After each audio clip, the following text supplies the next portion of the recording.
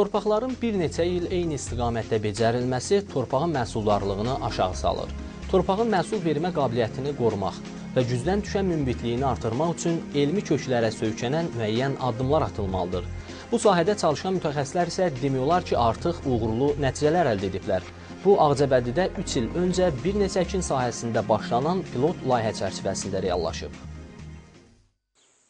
Artıq neçə ildir ki, Ağcabədi rayonunun Gələbədin kəndində yaşayan fermerlər torpaqlarını əkib becərmirdilər. Buna səbəb torpaqdan istənilən məhsuldarlığın əldə olunmamasıdır. Lakin 3 ildir ki, kənddə yaşayan bir neçə fermerin əkin sahələrində torpağın yeni üsulla becərilməsinə başlanılıb. Əvvəllər fermerlər bu sahədən uzun müddət yalnız taxıl istehsalı üçün istifadə ediblər. Bu da getdikcə torpağı qüvvədən salıb. Ancaq yeni tirəli əkin sistemindən istifadə edən sahibkarlar bu üsulla həm torpağın münbitliyinin artırılmasına nail olur, həm də yüksək məhsuldarlıq əldə edirlər.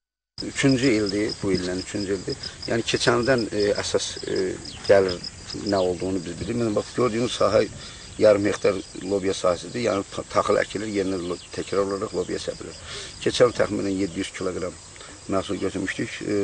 Topdan satış qiyməti ilə 2 manatdan satmışdıq. 1400 manat. Yəni burada xərc demək olar ki, sıfırdır. Yəni təşkilatın da dəstəyi olduğuna görə bir 100 manat xərcinə 1400 manat əlavə gəlir əldə edirsən.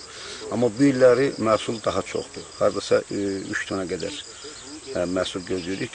Qiymətdəki biraz fərqlidir. Birinci ili demək olar ki, neçə elə məhsulumuz olmuyor. Ötən ildə az məhsulum olub. 3 tona yaxın məhsul götürmüşəm ötən ildə.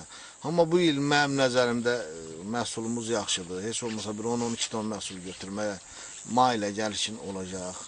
Tətbiq edilən yeni əkin üsulunda fermer il ərzində torpaqdan bir neçə dəfə yüksək məhsul əldə edir. Həmçinin ənənəvi əkin üsulundan fərqli olaraq torpağın becərilməsində fermer ümumi xərclərə xeyli qənaət etmiş olur. Bu həm də texnikanın işləməsi zamanı havaya buraxılan karbonun azalmasına da öz təsirini göstərir. Öncə paxlalı, ardınca isə qarğıdalı əkini ilə aparılan növbəti əkin torpaqda qalan bitki qalıqları hesabına məhsuldarlığın artırılmasına münbit şərait yaradır. Agroinformasiya Mərkəzi tərəfindən aparılan bu cür əkin üsulu 3 rayonda reallaşdırılır. Fermerləri bu sahələrə cəlb edirik.